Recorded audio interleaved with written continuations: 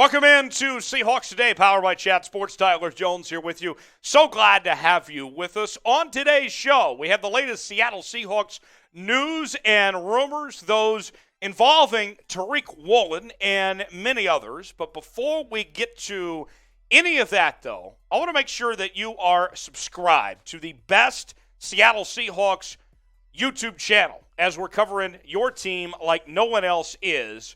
And this week, we are battling Lions Talk. My guy, Micro Mike, he's a real one. He's family here at Chat Sports.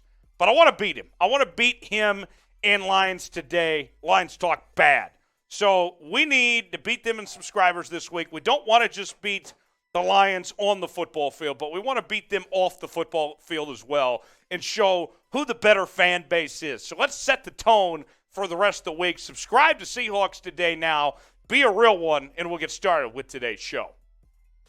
We begin with Tariq Woolen, the rookie corner out of UTSA, who the Seahawks selected on the third day of the NFL draft. And Tariq Woolen, this is a guy that really has just shocked a lot of people, right? He was not supposed to be doing what he's been doing. And we heard from Pete Carroll say this week that this past Sunday when he had that interception against Atlanta, that game was the best game that he's played so far. The numbers for Woolen of what he was able to put together: 4 tackles, an interception, 1 pass deflection, a really good outing from Tariq Woolen there. And he's not just starting as a corner. He's starting in one of those outside corner spots. And his numbers, according to PFF, not bad.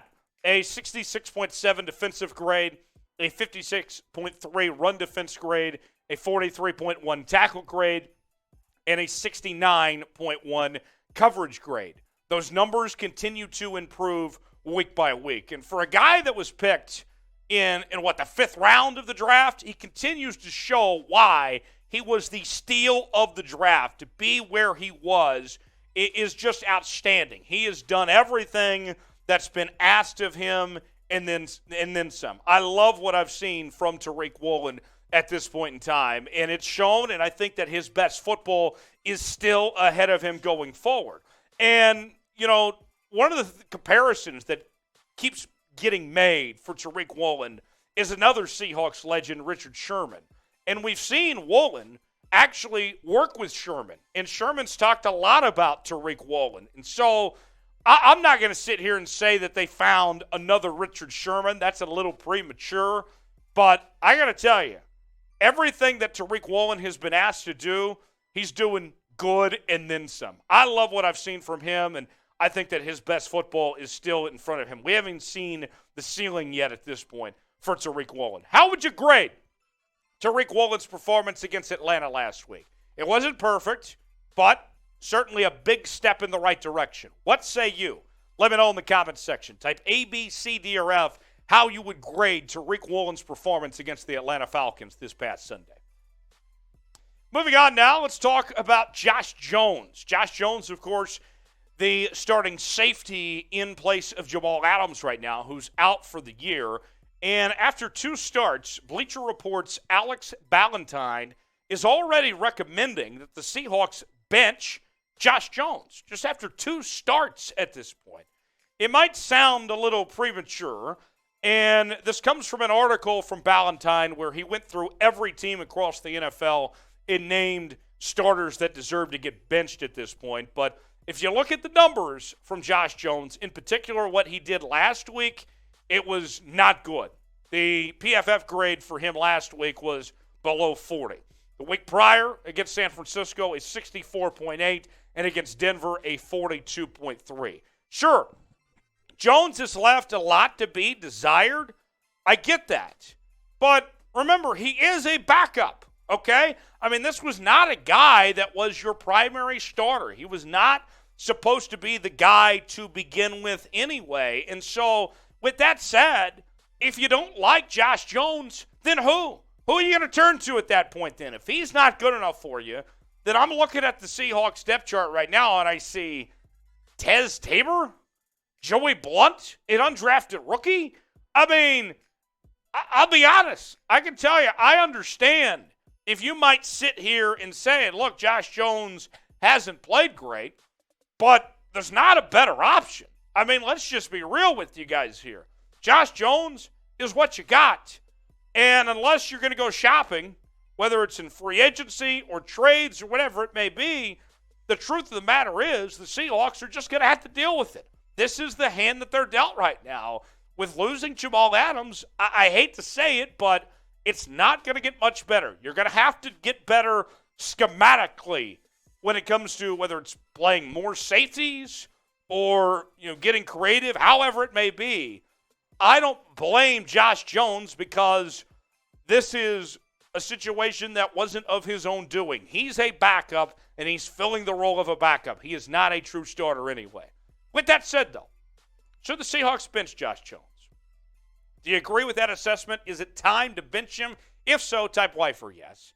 If not, type in for no. Let me know in the comments section. Y for yes, in for no. Today's show is presented by BetUS. BetUS, the exclusive sportsbook partner of Chat Sports. And they are offering right now, if you go to chatsports.com/bet, a 125% deposit bonus when you use the promo code Seahawks125. A great deal just for Seahawks Today viewers. You can even bet on this weekend's matchup between the Seahawks and the Lions. The latest odds from BetUS shows the Lions as a 4.5-point favorite. So here's an opportunity for you to bet on your Seahawks and get some value, them as an underdog. We're expecting a high-scoring game. I would think that over at 50.5 has a good chance of hitting as well. Get your bets in at chatsports.com/bet. Use the promo code Seahawks125 to get your bets in now. Chatsports.com/bet. Little roster update for you on the Seahawks front. As Seattle, within this last week, worked out 4 players, and they signed Godwin. I'm not even going to try to get his last name right. You know what? Actually, I will give it a shot. Igwebuike to the practice squad. And the workout list included Joey Hunt, Nazir, Streater, Abram, Smith. And of the notables in this workout list, 2 running backs, as well as a cornerback and a center. And more on Godwin. We're just going to call him Godwin here on Seahawks Today. Signed to the practice squad, and he's actually familiar to the Seattle area. Played for the XFL Dragons, if you recall. That team that lasted a few games before COVID and everything. Spent some time in Tampa Bay, San Francisco, Detroit, among other places for his career. Not a whole lot of statistics to rely on at this point. 18 carries, 118 yards, and a touchdown for Godwin. So there you have it there, the statistics on Godwin in the latest Seahawks roster update where things stand right now. Before we go here on Seahawks Today, I want to ask you guys, we mentioned the workouts. The next step, should the Seahawks sign somebody? Should they take another step and add somebody to the active roster, whether it's somebody on the practice squad or go sign somebody that's a free agent right now? What say you? Let me know in the comments section.